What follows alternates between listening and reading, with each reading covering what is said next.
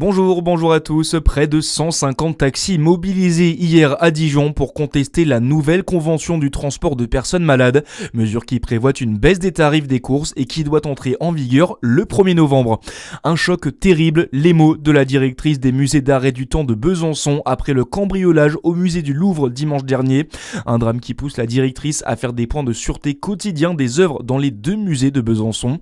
Le ministère de l'Intérieur demandait hier à renforcer la sécurité autour des musées sur tout le territoire national.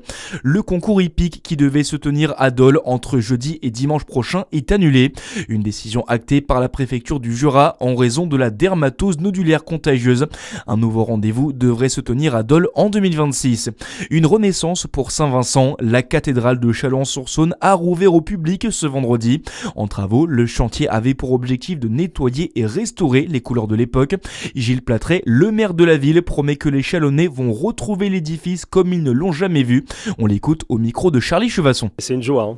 Je peux vous dire que quand on a commencé à fermer l'édifice, c'était en février 2024. On pensait sérieusement pas trouver ce qu'on a trouvé là. Dormait sous la poussière, on peut vraiment le dire comme ça. Une cathédrale que plus personne n'avait en tête parce qu'elle n'a pas été vue comme elle a été restaurée et comme elle sera ouverte aujourd'hui depuis la fin du Moyen-Âge. C'est-à-dire qu'on a trouvé sous la pierre des couleurs qu'on a pu restaurer qui datent de cette période-là. Et donc c'est une transfiguration, c'est-à-dire que tout existait, mais tout dormait. Et là, on vient de réveiller Saint-Vincent.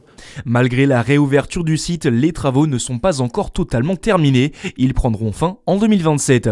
Également, dans l'actualité, c'est un détenu très spécial qui arrive ce matin à la prison de la Santé. L'ancien président Nicolas Sarkozy est incarcéré à partir d'aujourd'hui dans cet établissement pénitentiaire du 14e arrondissement de Paris. L'ex-chef d'État doit y purger une peine de 5 ans de prison ferme pour association de malfaiteurs. Il devrait intégrer une cellule d'une dizaine de mètres carrés. Ses avocats de leur côté doivent déposer une demande de remise en liberté dès ce matin. Elle va devoir s'expliquer sur les défaillances sécuritaires au musée du Louvre. La directrice du musée, Laurence Descartes, est auditionnée demain après-midi par la commission des affaires culturelles du Sénat.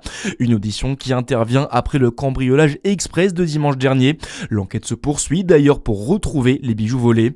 La ministre de la Culture, Rachida Dati, a également annoncé une enquête administrative. Et puis on termine avec un mot de basket ce soir. Dijon de retour sur la scène européenne. La JDA se déplace en Croatie pour affronter Cibona lors de la deuxième journée de la Coupe d'Europe FIBA. Coup d'envoi de la rencontre à 19h. Voilà pour l'essentiel de l'actualité. C'est la fin de cette édition. À suivre votre météo sur Fréquence Plus. Très bon début de journée à tous.